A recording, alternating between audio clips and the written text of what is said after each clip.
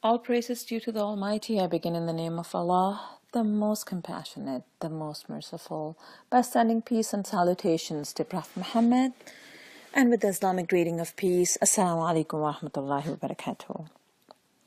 Psychologically speaking, along with the desire to be loved and taken care of, we have a parallel inclination to give love and affection to others. But we have so much damaging exposure and such negative thoughts fed in our system through media that we unconsciously let the desire to be on the receiving end dominate, which actually creates an imbalance in our hormones, and we end up not being very happy and left dissatisfied. Both husband and wife have rights to each other, and Quran draws the parable of spouses being clothing for each other in this relationship, clearly indicating that they become a source of adornment and security. And a person only feels secure when needs are met and tranquility prevails. The female gender, known to be more emotional, we tend to have high expectations from our husbands to treat us special. Unfortunately, nowadays, wives expect much more from their husbands, ignoring the rights of their spouses. Men are usually not very expressive, but do appreciate anything special done for them. In my experience, I've usually come across women saying, "Honestly, my husband doesn't notice anything. I'd light candles, dress up for him. He'd barely even appreciate when I cook a lavish meal for him. So why waste time when I know at the end of the day I'd just be more hurt?"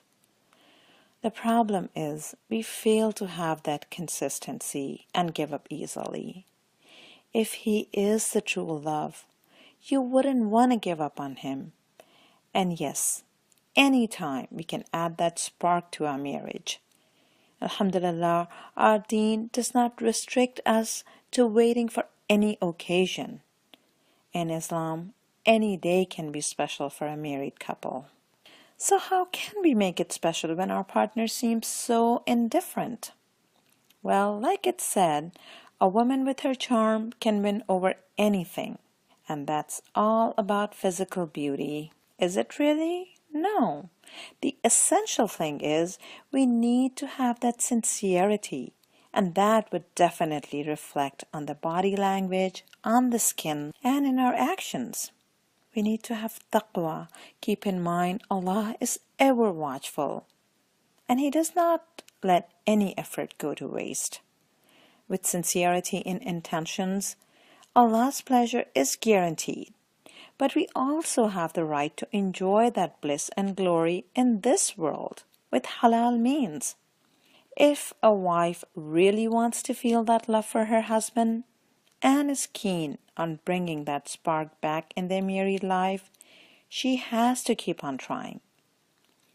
It helps to keep a journal, and if not on a daily basis, at least 2 to 3 times a week, log his pleasant qualities or anything good he did. It could be he was polite to his mom, played with the kids, and not necessarily something special he did for you. Allah the Almighty has put goodness in all of us. And if a woman says she hasn't seen any good in her husband, then evidently she needs to overcome her weaknesses and get over her negative attitude. So when we are documenting something, we are not only thinking it's almost true, but to a great extent convincing ourselves and believing in it. So this way, feeding our system with positive self-talk for our partner. Now, every little while, pick some best statements about him, write them out on pretty notes, or send as text messages to your husband with sincerity and telling yourself, he is the one who brings joy and thrill in my life. Trust me, we all have the urge to be loved and thought of affectionately, and this is one of the ways that will bring back the twinkle that is often lost between married couples over the years. Making him feel, I appreciate and notice you, instead of staying in that state of misery and self-pity that he doesn't notice or acknowledge me. In other words, telling him, be mine, that this love makes a joyful difference in our life, instead of trying to satisfy your heart that I will get my Prince Charming in the hereafter. May Allah subhanahu wa ta'ala make us understand and feel that love that He Himself has put within us. Subhanakallahumma bihamdika ashhadu an la ilaha illa anta astaghfiruka wa atubu ilayk.